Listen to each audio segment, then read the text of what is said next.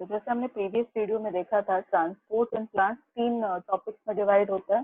पहला था हमारा uptake of water and minerals from the soil, I am writing it as uptake from soil.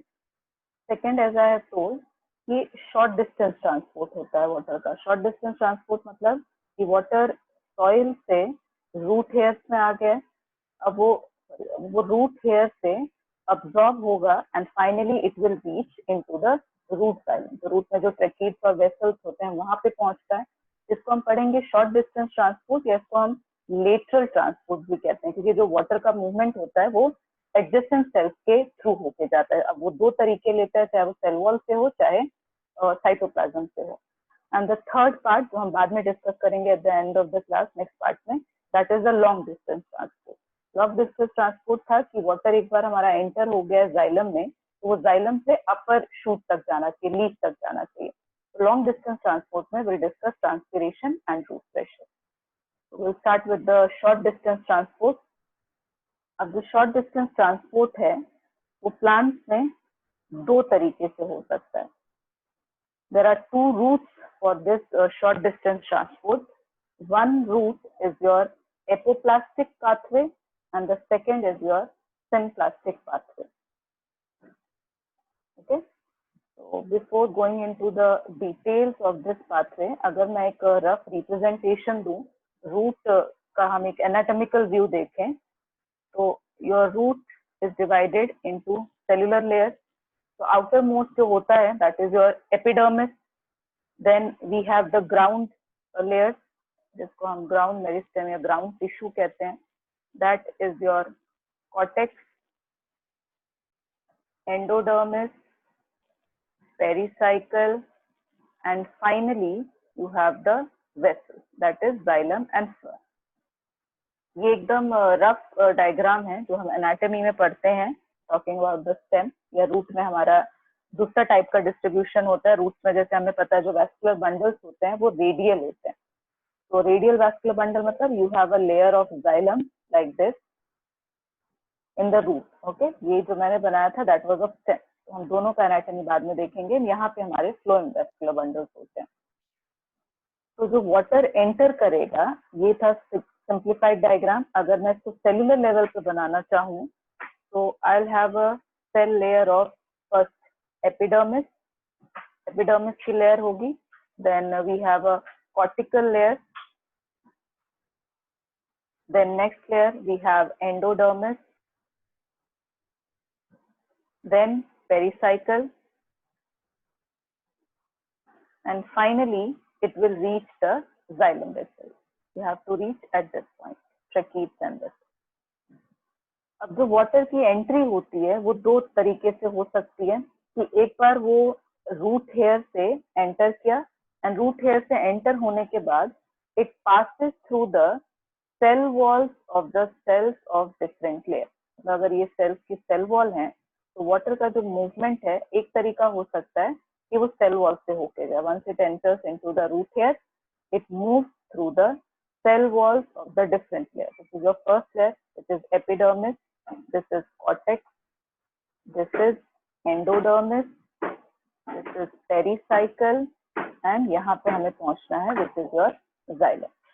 तो एक तरीका ये है कि वो सेल वॉल से होते हुए यहाँ तक जाए। तो इस पाथवे को हम कहते हैं एपोप्लास्टिक पाथवे। अब रूट में एक चीज क्या होती है कि एपिडर्मिस, कॉर्टेक्स और तक आते आते देयर इज नो इशू, लेकिन एनाटॉमी में अगर याद हो तो जो एंडोडर्मिस होती है, एंडोडर्मिस की सेल वॉल में टेंजेंशियल वैक्सी सब्सटेंस की स्ट्रिप्स होती हैं, जिनको हम कहते हैं कैस्पेरियन स्ट्रिप्स।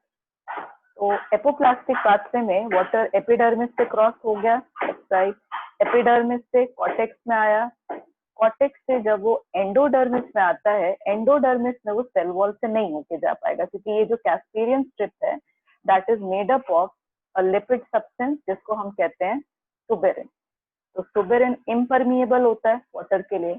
तो एपोप्लास्टिक में भी अल्टीमेटली जब वाटर एंडोडर्मिस में आएगा इट हैज टू गो या it has to merge through the next pathway जिसको हम सिम्प्लास्टिक कहते हैं। फिर पेरिसाइकल से होते हुए it has to undergo symplastic pathway और वो एंटर करेगा जाइलम में। This was your apoplastic. Now coming to the second pathway, that is symplastic. Symplastic में water एक बार enter हो गया, it enters through the plasma membrane of the epidermis, root hair से अंदर आया, it will enter into the epidermis, then into the cortex, endodermis, pericycle, and directly enters into the xylem vessels या xylem tracheae. अब plant cells के बीच में there is a intercytoplasmic junction. इस intercytoplasmic junction को हम कहते हैं plasmodesmata. तो symplastic pathway में water ट्रांसपोर्ट होता है बाय इंटरसाइटोप्लाज्मिक जंक्शन, जिसको हम कहते हैं प्लाज्मोडेस्माटा. तो दिस इज थ्रू साइटोप्लाज्म. तो इसमें ऐसा कुछ मर्जर नहीं होता, सीधा पास होता है. And again the movement is always according to the gradient. हमेशा पोटेंशियल या ग्रेडियंट के अकॉर्डिंग जाएगी, चाहे वो एपोप्लास्टिक हो चाहे सिम्प्लास्टिक हो. ओके, तो एपोप्लास्टिक का की वर्ड है it is through the cell wall but up to the level of cortex only. Endodermis में it merges with the cytoplasm. Symplast का keyword है through the cytoplasm by protoplasmic junction, जिसको हम कहते हैं plasmodesmata. So by this method water enters into the xylem. Casparian strip का ये significance देखा गया evolutionary कि ये backflow नहीं होने देते. एक बार पानी पेरिसाइकिल में या xylem में enter हो गया, so it doesn't allow the backflow of the water back into the cortex or the epidermis. Okay. So this was your short distance transport of water through apoplast and symplast. Now covering the long distance transport. जो long distance transport है, that means अब हमें root xylem से पानी को पूरा ऊपर भेजना है. Long distance transport को समझाने के लिए दो हम कह सकते हैं hypothesis देते हैं. One is your root pressure hypothesis and the second is your transpiratory pull hypothesis, the transpiration hypothesis.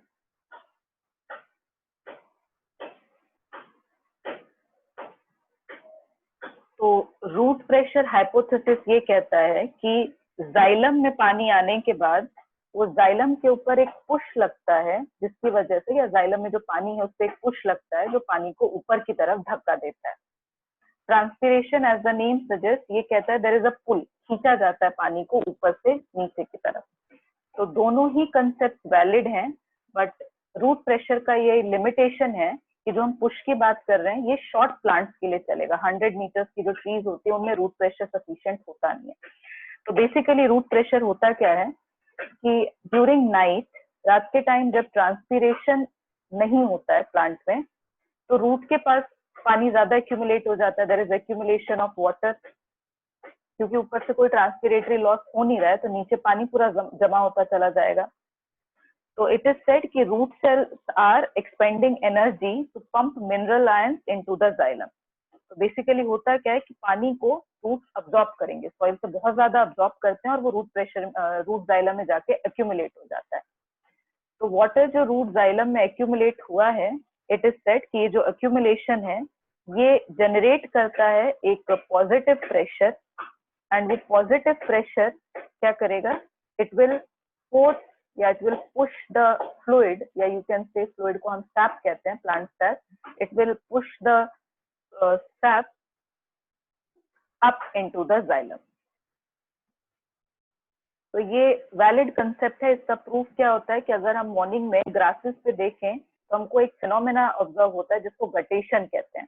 Basically अगर हम मॉर्निंग में देखें तो जो ग्रासेस वगैरह हैं या जो नॉन वुडी डाइकॉट्स होते हैं उनके टिप्स पे वाटर ड्रॉपलेट्स पड़े होते हैं.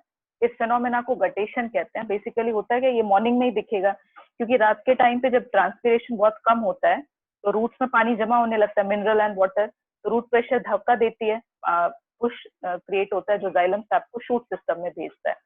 तो टिप्स पे क्या होता है ग्रासेस पे, देयर आर माइन्यूट ओपनिंग जिनको हम हाइडाथोड्स कहते हैं. तो इन हाइडाथोड से एक्सुडेशन होता है, वाटर ड्रॉपलेट्स के फॉर्म में बाहर निकलने लगता है. तो दिस इज एन एविडेंस कि yes there exist a root pressure, but वो रूट प्रेशर इतना सफिशिएंट नहीं है कि वो एकदम 100 मीटर की ट्रीज पे पानी को ऊपर भेज सके. So this is a push. Now coming to transpiration, transpiration is said to be a pull. तो बेसिकली कि जैसे हम बाहर का देखें, if the condition is dry outside atmosphere में, तो जो ड्राई एयर होती है that is having a lower water potential, water molecules कम होते हैं तो उसका वाटर पोटेंशियल कम होता है। लीफ के एपिडर्मिस पे जो मेसोफिल सेल्स होते हैं, these mesophils are scattered between the veins of the leaf. So in mesophyll cells में you have stomata around these mesophyll cells. तो ये stomata से there is a water loss, water vapors के form में बाहर निकलता रहता है, and this is called as transpiration. Phenomena को हम transpiration कहते हैं। अब जो ये मूवमेंट होती है, इसकी वजह से जो मेसोफिल्स के अराउंड एक वाटर फिल्म होती है, वो वाटर फिल्म का लॉस होता रहता है। तो उस वाटर लॉस को फिल करने के लिए जो वेन्स होते हैं उनमें से पानी निकल के एक कंटिन्यूअस फिल्म का वो जगह को फिल कर देता है। ठीक है, तो इसकी वजह से जो वेन्स हैं, वेन्स में एक लेस अमाउंट ऑफ वाटर आ जाता है, there is a decrease in water potential in the veins. तब उस वेन्स के वाटर पोटेंशियल को भरने के लिए, मूवमेंट के लिए जो मेन वेसल होती है, the movement is from the water from the lower part of the plant to these veins. Okay, तो ये मूवमेंट होती है। तो जो ये मूवमेंट होती है वाटर की, that is a continuous column of water. ऐसा नहीं होता कि कैपिलैरिटी है, अगेंस्ट द ग्रेविटी जा रहा है, तो ऐसा पॉसिबल है कि वाटर कंटिन्यूअसली मूव ना करे। तो इसीलिए कुछ फोर्सेस होती हैं जो इस कंटिन्यूअस कॉलम को मेंटेन रखती हैं। उन फोर्सेस में the first force is called as cohesion, second force होती है adhesion, and the third force is your surface tension.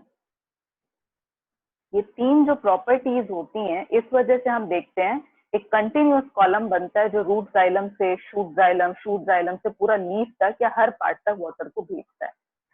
Cohesion is the attraction of water molecules, मतलब अगर सिमिलर मॉलिक्यूल्स में एक म्यूचुअल अट्रैक्शन होती है, सिमिलर मॉलिक्यूल्स ऑफ वाटर, उसको हम कोहेशन कहते हैं।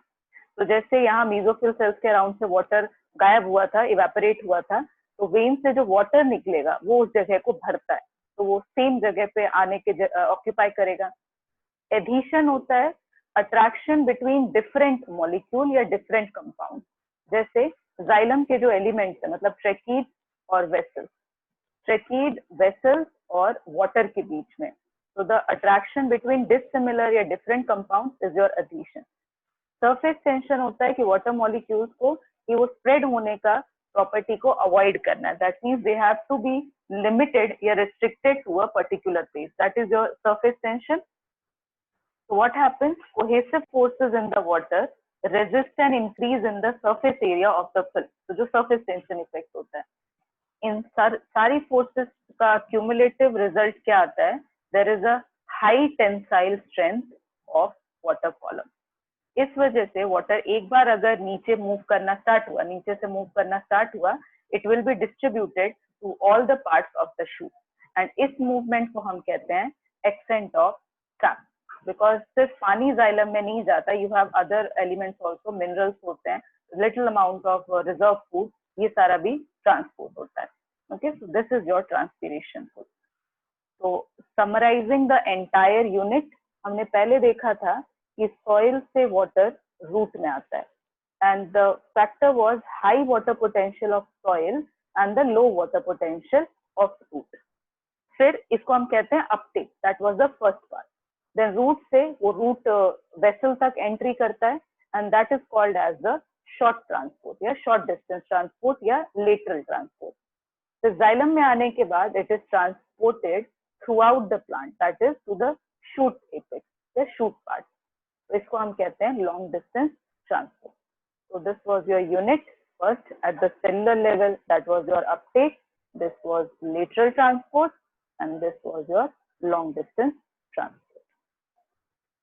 Okay, so this we have studied the transport of water. In the next lecture video we'll study the transport of food.